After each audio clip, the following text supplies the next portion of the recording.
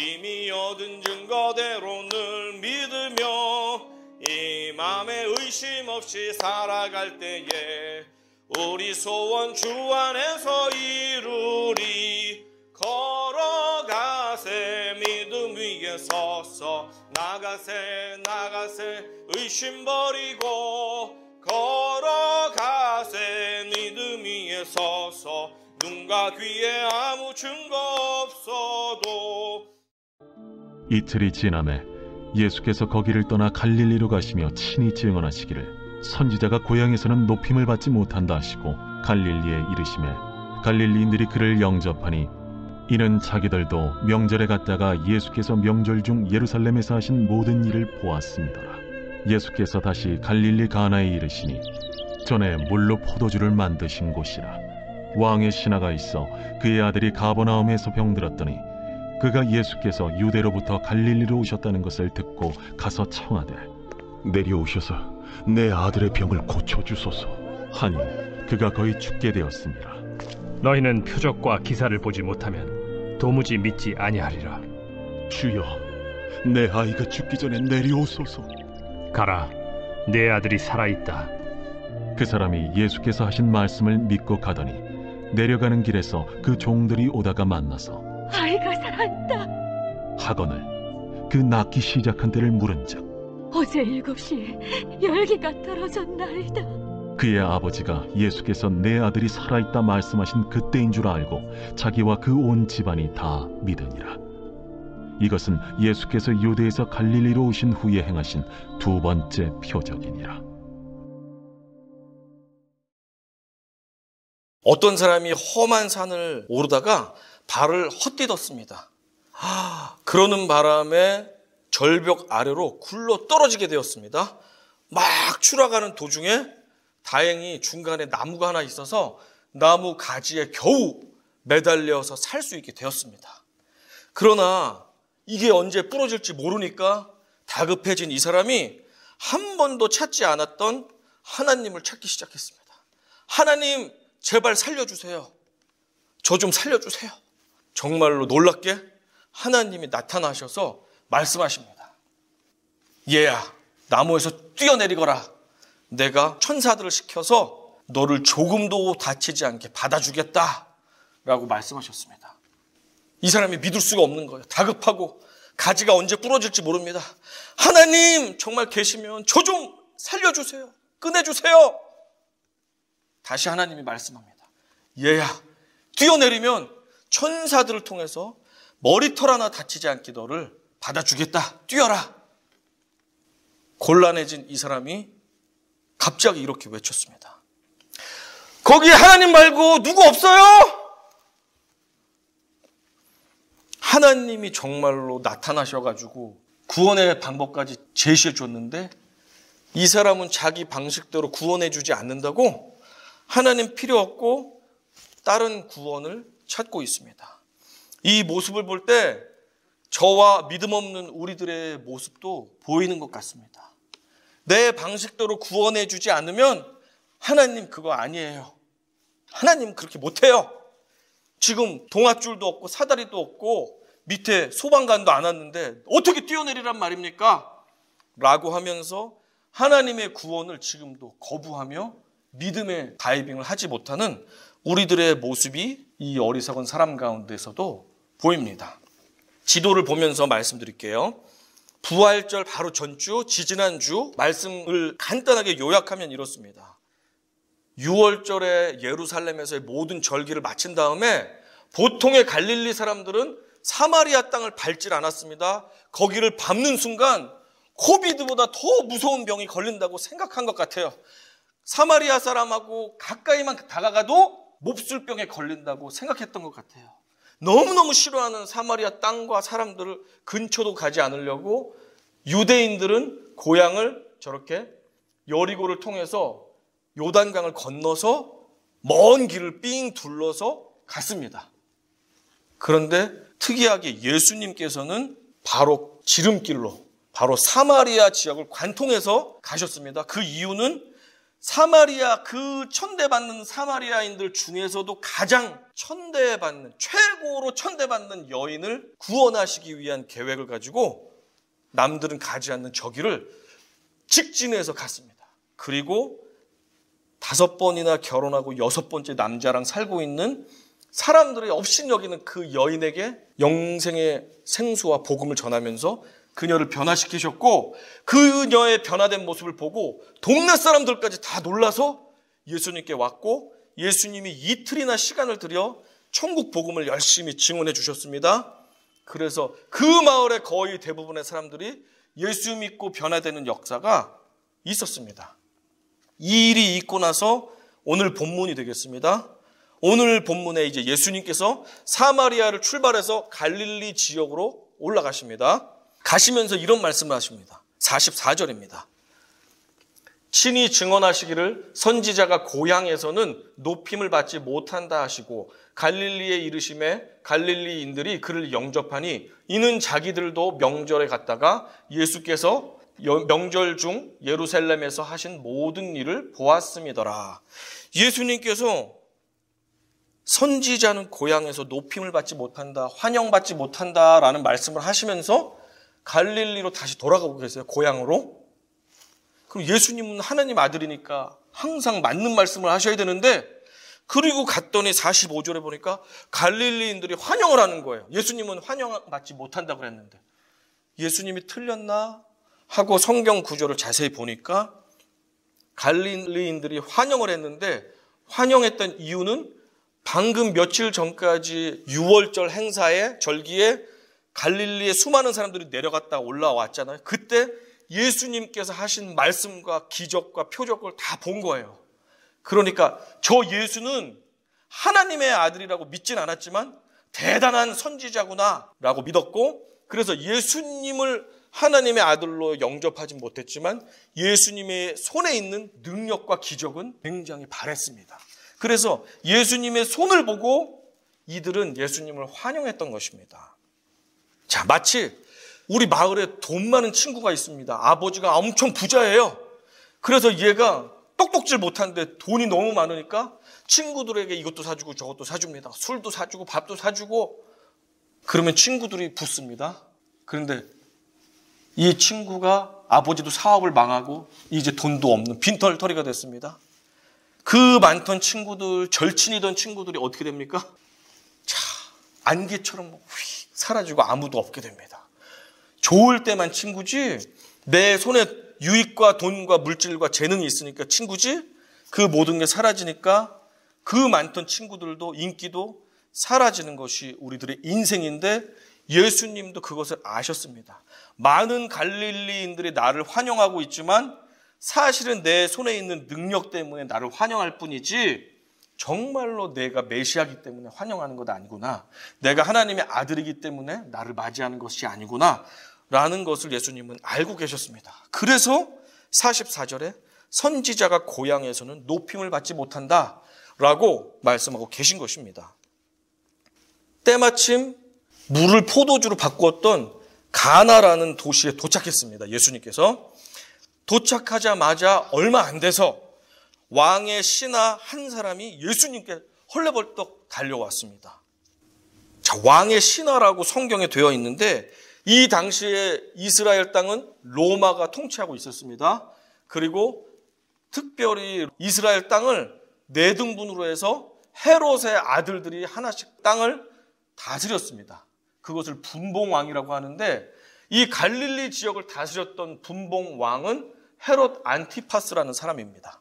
그래서 왕의 신하라고 할 때 왕은 헤롯 안티파스를 말하고, 이 신하는 헤롯 안티파스의 신하가 되겠습니다. 아마도 귀족일 수 있고 장관일 수 있습니다. 고위 공직자인 것이 거의 맞을 것 같습니다. 그런 높은 신분의 사람이 아쉬울 게 없는데 예수님께 헐레벌떡 달려왔습니다. 알고 봤더니 어떤 사연입니까? 그의 아들이 있는데 지금 갈릴리 호숫가에 있는 도시 가버나움에서 오늘 내일 숨을 멎을 것 같은 그런 사경을 헤매고 있는 아들이 있습니다. 왕의 신하니까 온갖 최고의 의사들을 다 동원했을 텐데도 이 아들을 고치지 못했습니다. 그러는 가운데 순례를 갔다 온 갈릴리인들이 예수라면 혹시 당신 아들 고칠 수 있을지 모릅니다 라고 말을 해 주었습니다. 그 이야기를 듣고 왕의 신하가 묻고 따질 것 없이 가버나움에서 가나로 열심히 달려온 것입니다. 지도를 한번 볼게요.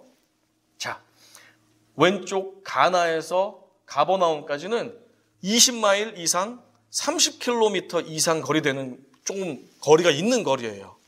그래서 당시엔 차가 없으니까 걸어서 6시간 이상, 마차로도 2시간 이상 걸리는 상당히 거리가 있는 거리였습니다. 그렇지만 지금 아들이 언제 숨을 멎을지 모르는 상황에서 이 아버지는 너무 급한 나머지 예수님 계신 곳으로 찾아왔습니다.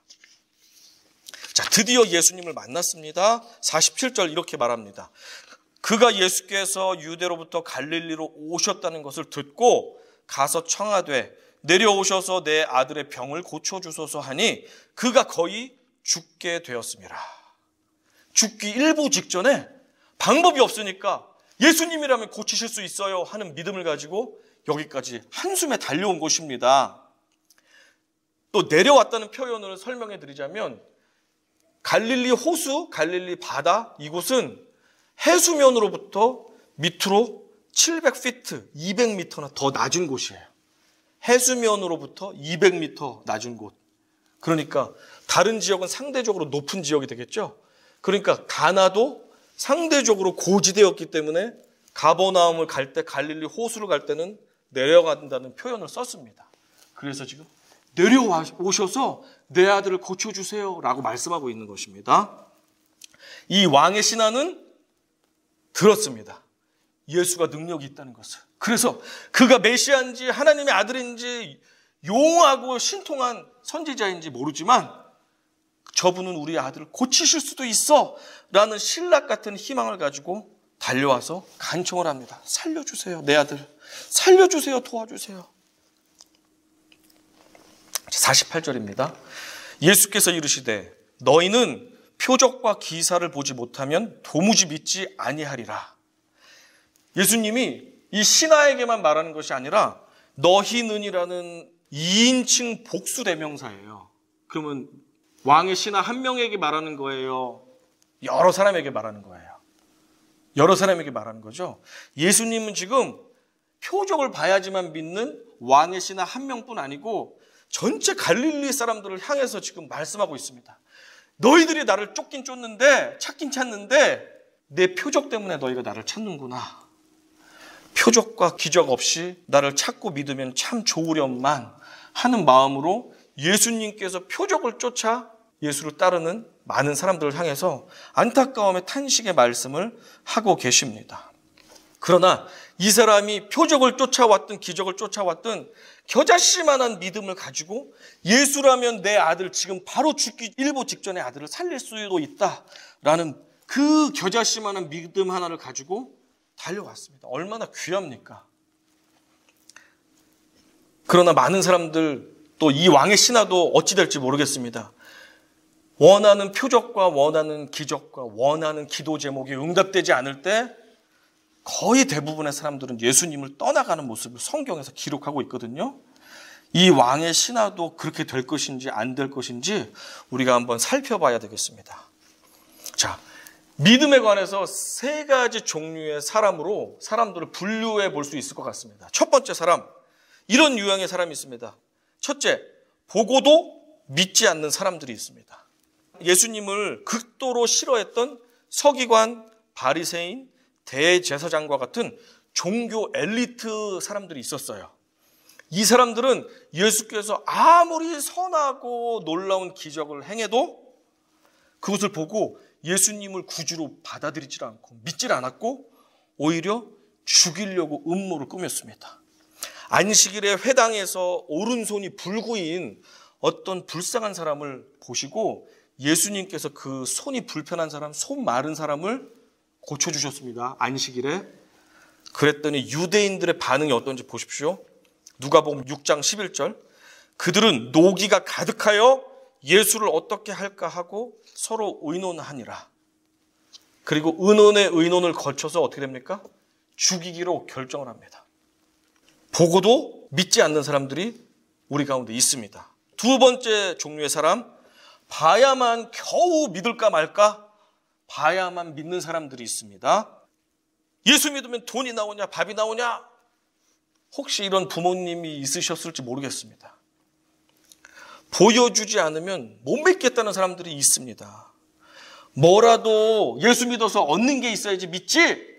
왜 우리가 귀한 돈 갖다 주면서까지, 갖다 바치면서까지 교회 나가고 예수 믿어야 돼? 주일날 쉬지도 못하고, 예수 믿으면 돈이 나와, 쌀이 나와, 밥이 나와. 연세 드신 분들 중에 이런 얘기 하시는 분들이 좀 있어요. 그런데 이분들은 예수 믿어서 물질적이고 눈에 보이는 떡이나 유익이 있어야지만 예수를 믿겠다는 거잖아요. 그런데 눈에 보이지 않는 영혼의 구원과 심령의 기쁨과 평안은 쌀가마니 100개를 줘도 살 수 없는 어마어마한 선물인데, 이분들은 그런 것들을 생각하지 않고 딱 예수 믿으면 딱딱딱딱 뭐가 나오질 않네? 뭐처럼 믿냐 그거를 이렇게 생각하는 어리석은 사람들이 있습니다. 봐야만 믿겠다고 하는 이런 사람들이 있습니다. 이런 믿음은 마치 도마가 가지고 있는 믿음과 비슷합니다. 요한복음 20장 25절 읽어보겠습니다. 다 같이 읽어보겠습니다. 시작. 다른 제자들이 그에게 이르되 우리가 주를 보았노라 하니 도마가 이르되 내가 그의 손에 못자국을 보며 내 손가락을 그 못자국에 넣으며 내 손을 그 옆구리에 넣어보지 않고는 믿지 아니하겠노라 하니라. 예수님, 부활하신 예수님을 만난 제자들이 다가와서 야, 우리가 예수님 부활한 거 보았어 라고 하는데, 도마는 내가 직접 눈으로 보기 전에, 내가 직접 그 못자국을 만져보기 전에는 예수님이 부활했다는 거 못 믿어 라고 이야기합니다. 우리의 믿음도 도마와 같을 때가 있습니다. 여러 차례 신앙생활하면서 주님께서 우리를 구원해 주시고 우리의 곤고한 날에 회복을 주시고 위로를 주시고 소망을 주시고 궁핍할 때 우리의 먹을 것과 입을 것을 채워주신 그 은혜와 구원의 주님을 다 잊어버리고 야, 나는 봐야지만 믿겠어 라고 지금도 이야기하고 마음속에 생각하는 성도님들이 있습니다. 초신자일 때는 어떻습니까? 초신자일 때는 조금 기도한 것 같은데 하나님이 응답도 빨리 주십니다. 사업도 잘 되게 해주시고 승진도 잘 되게 해주시고 애들이 공부도 별로 안 하는 것 같은데 우등상도 받아오고, 그죠? 조금만 믿음 가지고 하나님 고쳐주세요 했더니 병이 낫기도 하고, 초신자 때 오히려 믿음이 좋습니다. 그런데 시간이 지나서 알 것 다 알게 됐다고 생각하고 머리가 컸다고 생각하면 그때 빨리 응답해 주지 않는다고, 내 마음대로 하나님이 행해 주지 않는다고 우리가 삐지거나 토라지거나 주님을 떠날 때가 있습니다. 그리고 떠나지 않는다 할지라도 이제는 그냥 습관적이고 미지근하게 종교 생활로서 교회를 출입하는 사람들도 생겨나게 됩니다.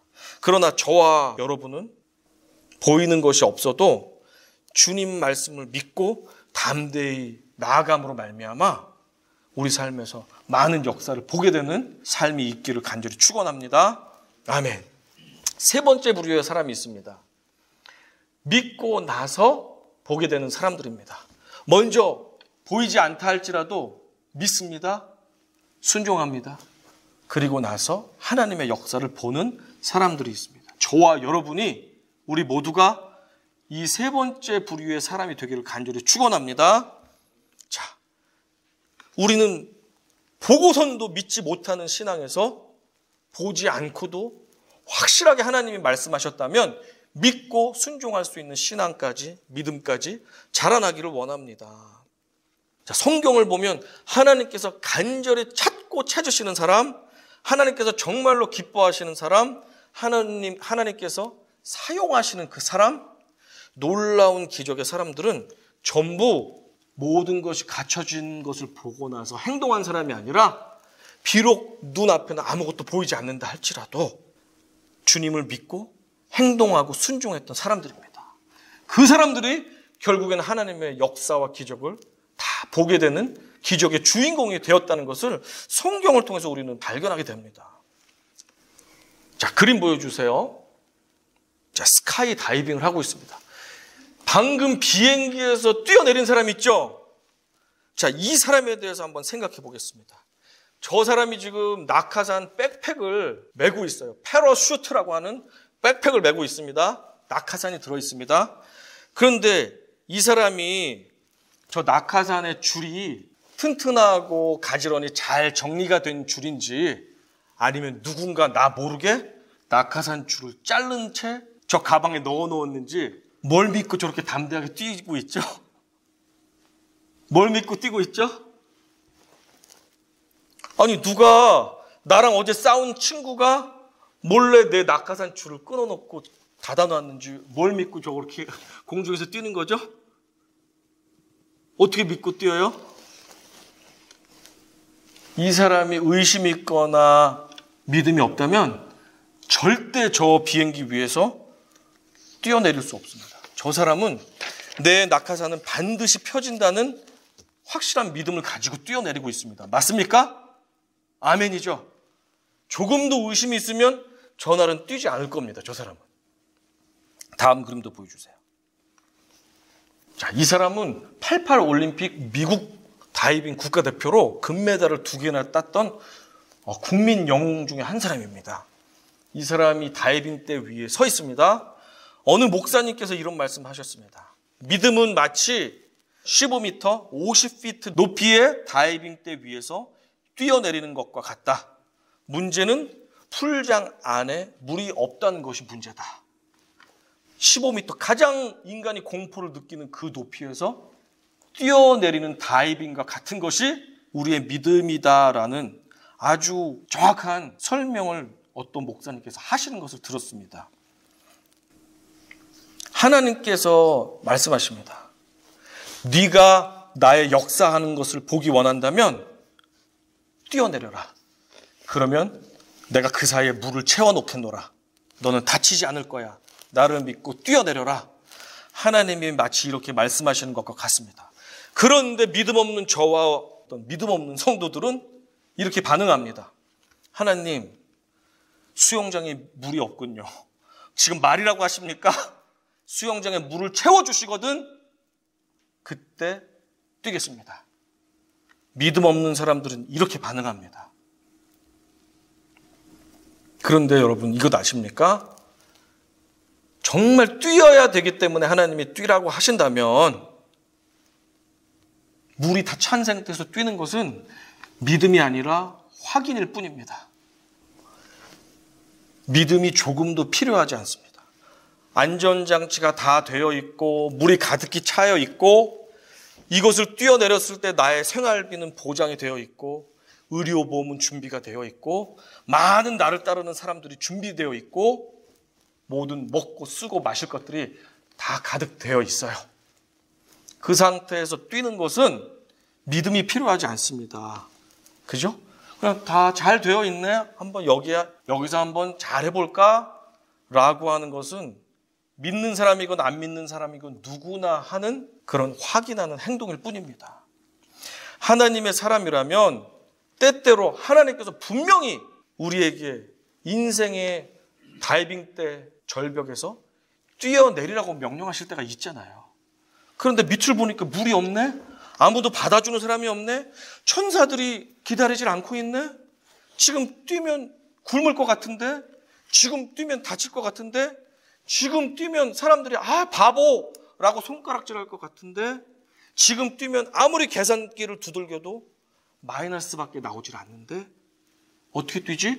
하나님, 안전장치를 해주세요. 튜브를 갖다 주세요. 안전요원을 배치해 주세요. 물을 가득 담아주세요. 천사들을 100명 보내주세요. 하나님, 1년치 먹을 생활비랑 음식하고 잠잘 곳은 예배해 줘야 되지 않습니까?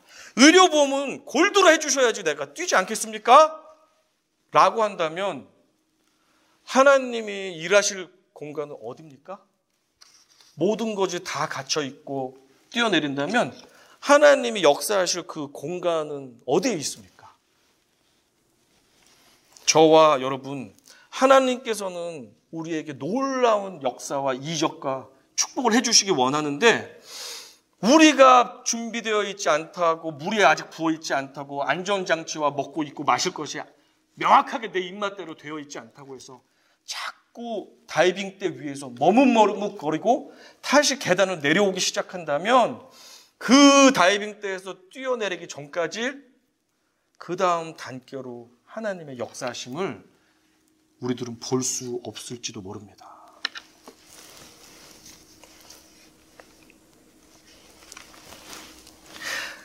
하나님이 저와 여러분을 누구보다 사랑하시는 것 아시죠? 그죠? 그리고 여러분이 진심으로 하나님께 기쁨이 되고 영광이 되기 위해 오늘도 예배 자리에 나와서 예배드리고 평소에도 주님의 도우심을 구하며 계속해서 기도하며 살아가시잖아요. 그렇다면 우리 인생에서 때때로 뛰어넘어야 하는 다이빙대 위에 하나님이 명확하게 뛰라고 말씀하실 때는 하나님의 뜻과 계획이 다 있기 때문에 말씀하시는 줄로 믿으시기 바랍니다. 혹시 하나님은 뜻과 계획도 없고 우리에게 뛰라고 말씀 안 하셨는데도 내가 객기를 부리면서 뛴다면 그것은 분명히 큰 사고가 날 일이죠. 하지만 하나님께서 이 시간 저와 여러분에게 믿음의 다이빙을 하라고 요청하시는 분명한 응답과 말씀과 상황과 환경과 사람들의 인도가 있습니까? 그렇다면 물이 찼는지 월급이 1년치가 미리 들어와 있는지 먹고 마시고 잘 공간이 제대로 되어 있는지 의료보험은 갖춰져 있는지 모든 안전장치를 다 챙기고 뛰시면 하나님의 역사는 일어날 수가 없다라는 사실을 기억하시기 바랍니다. 이제 우리는 보고 나서 믿는 믿음에서 도약해서 믿고 나서 결국에 보게 되는 그 믿음까지 도약해야 할 때인 줄로 믿습니다. 49절입니다. 신하가 이르되 주여 내 아이가 죽기 전에 내려오소서. 지금 주님 지체할 수가 없습니다. 아들이 숨을 멎으면 끝납니다. 빨리 좀 내려와 주세요. 우리 아들 좀 살려주세요. 라고 간청합니다. 이 병자의 아버지는 정말로 절실합니다. 예수께서 표적과 기적을 행하시는 대단한 사람임을 이미 들었습니다. 그래서 지푸라기라도 잡고 싶은 심정으로 간절하게 요청합니다. 그렇기 때문에 자기 수하에 많은 신하도 있고 종들도 있지만 그들이 나보다 간절하게 요청할 수는 없잖아요. 그죠? 예수님이 오실 때까지 내 전 재산을 들어서라도 바지 가랑이를 붙잡고서라도 끝까지 부탁할 수 있는 사람은 아버지 자신이기 때문에 신하들을 보내지 않고 자신이 직접 예수께 간청하고 있는 모습을 보게 됩니다. 아로니가 2013년 3월 11일에 태어났어요. 매사추세츠 베벌리 하스피럴이라는 그 동네에서 큰 종합병원에서 태어났습니다. 기쁨도 잠시 태어난 지 1시간 만에 애가 숨을 못 쉰다는 간호사 말을 들었습니다. 그리고 나서 인큐베이터에 아이를 바로 넣었습니다. 그리고 1시간이 지났습니다. 우리 병원에선 얘를 어떻게 해줄 수 없습니다. 보스턴 칠드런스 하스피럴에 신생아 중환자실로 이송해야 됩니다. 동의합니까? 태어난 지 2시간 만에. 방법이 없습니다. 동의합니다. 그리고 앰뷸런스를 뒤에서 운전하면서 쫓아갔습니다. 가다가 얘가 숨을 안 쉬면 그냥 죽는 것입니다. 그렇게 해서 보스턴 칠드런스 하스피럴의 중환자실 갔습니다. 하루에 한 번 10분 정도밖에 면회가 안 되는데 왕의 신하의 마음을 가지고 저도 기도하는 마음으로 그 일주일을 보냈습니다. 주님 제발 데려가지 마세요. 우리에게 첫 아들을 주지 않으셨습니까? 주님 제발 살려주십시오. 왕의 신하의 그 심정이 저와 제 아내의 심정이었습니다. 그리고 놀랍게 하나님께서 그 작은 믿음을 보시고 이 아이에게 숨을 불어 넣어주셔서 살아나게 되었습니다. 아멘. 제가 이 간증을 할 때마다 조심스러운 것은 제가 잘 아는 어느 목사님 가정은 아이가 태어나고 얼마 안 있어서 아프다가 결국엔 기도를 간절히 했음에도 불구하고 하늘나라에 간 경우가 있습니다. 그래서 우리가 기도하면 무조건 하나님께서 들어주신다, 우리의 믿음대로 하나님이 해결해 주신다라고 제가 말할 수는 없습니다. 하나님의 주권 아래에 있기 때문입니다. 그러나 간절한 기도에 하나님은 반드시 귀를 기울여 주신다는 사실만큼은 제가 부인할 수 없다고 말씀드리고 싶습니다. 50절입니다. 예수께서 이르시되 가라 내 아들이 살아있다 하시니 그 사람이 예수께서 하신 말씀을 믿고 가더니 이 아버지의 겨자실 만한 작은 믿음, 그 믿음 하나 가지고 예수님께 달려와서 간청에 간청을 거듭합니다. 이 사람의 너무 작은 믿음이지만 예수님은 거절하지 않으시고 들어주셨습니다.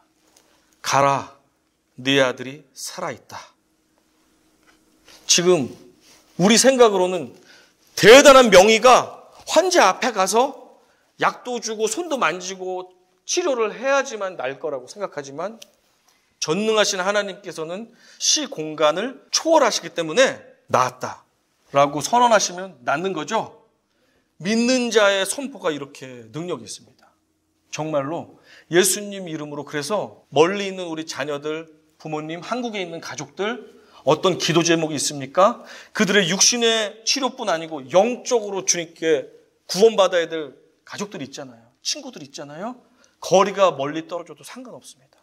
믿음으로 간구할 때 시 공간을 초월해서 역사하시는 하나님께서 하나님의 때에 만져주시고 변화시키실 줄로 믿습니다. 믿으십니까? 아멘. 이 믿음을 가지고 간절하게 기도하시는 우리 모두가 되길 바랍니다. 이렇게 30km, 20마일이 떨어져 있는 그 아들이 살아나는 역사가 일어나게 되었습니다. 이 아버지는 평강이 가득해서 아들에게 돌아가야 되잖아요. 확인을 해야 되잖아요. 그런데 바로 집으로 가지 않습니다. 그것을 각 행간을 보면 알 수 있는데 설명을 드릴게요. 이 아버지는 예수님이 아들을 살렸다는 것에 확신이 있었고 바로 가지 않았습니다. 왜 그런지 말씀드릴게요. 이 아버지는 그 다음 날로 추정되는 날 집으로 돌아갔습니다. 이상하죠? 한시라도 빨리 가서 살아난 아들을 봐야 될 텐데 그 다음 날일 것으로 보이는 날 아들을 향해서 걸어갔는지 마차를 타고 왔는지 갔습니다. 마침 종들이 아들이 살아났다는 것을 알고 이 기쁜 소식을 전해주려고 가나로 주인에게 왔습니다. 중간에 만났습니다. 주인님, 아드님이 살아나셨습니다. 그래. 몇 시쯤 살아났는가? 환산하면 어제 오후 1시에 살아났습니다. 왕의 신하가 생각합니다. 어제 1시? 바로 예수님께서 내 아들이 살아났다라고 말한 그 시간이구나 깨달았습니다. 이 왕의 신하는 예수님에 대한 확신이 가득했기 때문에 바로 집으로 가지 않고 가나에서 자신의 볼일을 보고 다음날 출발한 것으로 보입니다. 이 성경의 본문상 그렇습니다. 결국에 이 사건을 듣게 된 이 왕의 신하와 온 집안 식구들, 종들, 가족들이 모두가 구원받는 역사가 일어나게 되었습니다. 처음에 이 왕의 신하는 보고 듣고 믿는 믿음에 머물렀습니다. 그러나 아들이 지금 당장 숨을 거두면 죽잖아요. 촉각이 아주 다급한 이 시간에 간절하게 주님을 찾았습니다. 겨자씨만한 믿음 하나밖에 없었습니다. 예수님이면 살릴 수 있던 그 하나 믿음 가지고 왕의 신하가 달려왔습니다. 예수님은 그 겨자씨같이 작은 보이지도 않는 그 믿음을 보시고 아버지의 간절함을 불쌍히 여기셔서 살려주셨고 결국엔 그 집안의 모든 사람들이 구원의 백성이 되는 역사를 일으켜 주셨습니다. 이 신하는 보고 듣고 믿는 믿음에서 결국에는 이제 믿고 보게 되는 믿음으로 나아갈 수 있게 되었습니다. 말씀을 마치겠습니다. 우리에게는 저마다 인생의 고비고비마다 하나님께서 우리 삶에서 놀라운 구원의 역사를 보여주시기 위해서 높은 곳에서 다이빙을 요청하실 때가 있습니다. 그죠? 높은 다이빙대에서 뛰어라. 그러면 내가 너의 길을 다음 길로 인도해 주겠다. 내가 그러면 너에게 내가 계획한 것을 보여주겠다. 라고 하면서 고비 때 믿음의 다이빙을 요구하실 때가 있어요. 그 다이빙 대 위에 올라가면 누구든지 너무너무 무섭습니다. 두렵습니다. 이러다 죽는 거 아니야? 이러다 끝나는 거 아니야? 이러다 잘못되는 거 아니야? 모두가 두렵습니다. 그러나 얼마만큼 나에게 뛰기를 명하시고 요청하시는 하나님을 얼마나 내가 믿느냐에 따라서, 얼마나 나의 믿음에 확신이 있느냐에 따라서 어떤 사람은 물이 없다 할지라도 뛸 것입니다. 어떤 사람은 먹을 양식과 생활비와 의료보험과 따르는 사람들이 없어도 뛸 것입니다. 그런데 어떤 사람은 충분한 양식과 충분한 안전장치들이 많이 있어도 더 안전하게 해주세요, 더 채워주세요 하면서 뒷걸음질 치고 못 뛰는 사람이 있을 수 있습니다. 그런데 여러분, 결단하셔야 됩니다. 정말 뒤를 봐도 앞을 봐도 나아갈 수 없는 상황에서 내가 이 다이빙 대회에서 믿음의 다이빙을 하기를 하나님께서 원하신다면, 그것이 분명히 확실하다면 밑에 물이 없어도 뛰십시오. 뛰어야지 그 다음 물을 채워주시고 우리를 먹여주시고 우리를 입혀주시고 우리의 길을, 보이지 않던 길을 열어주시는 하나님의 손길을 보게 되실 것입니다. 정말로 이것은 중요합니다. 인생에 고비들이 있잖아요.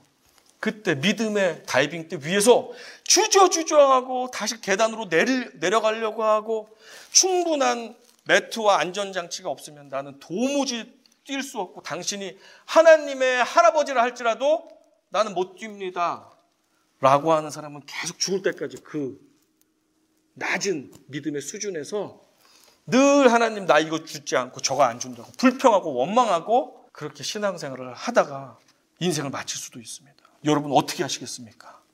인생에 그게 몇 번이 될지 모르지만 정말로 중요한 시간, 물도 없습니다, 먹을 것도 없습니다, 스펙도 되지 않고 커리어도 되지 않는 어떤 상황으로 하나님 뛰라고 명령하실 때 담대하게 그 하나님, 신실하셨던 그 하나님, 진실하셨던 그 하나님, 나의 소망 되시는 유일하신 분의 말씀만을 믿고 과감하게 뛰어내리는 순종을 할 때 하나님 그때부터 여러분에게 놀라운 비밀과 놀라운 계획을 보여주실 것입니다. 여러분, 보고 믿으시겠습니까? 믿고 나서 하나님이 하시는 역사를 보시겠습니까? 여러분이 선택하십시오. 찬양하겠습니다.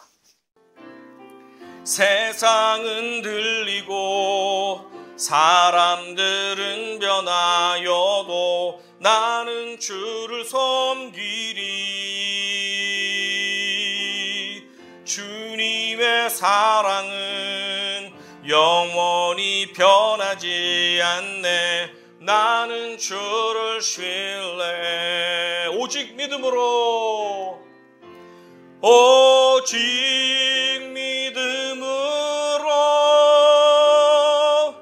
믿음으로 내가 살리라. 오직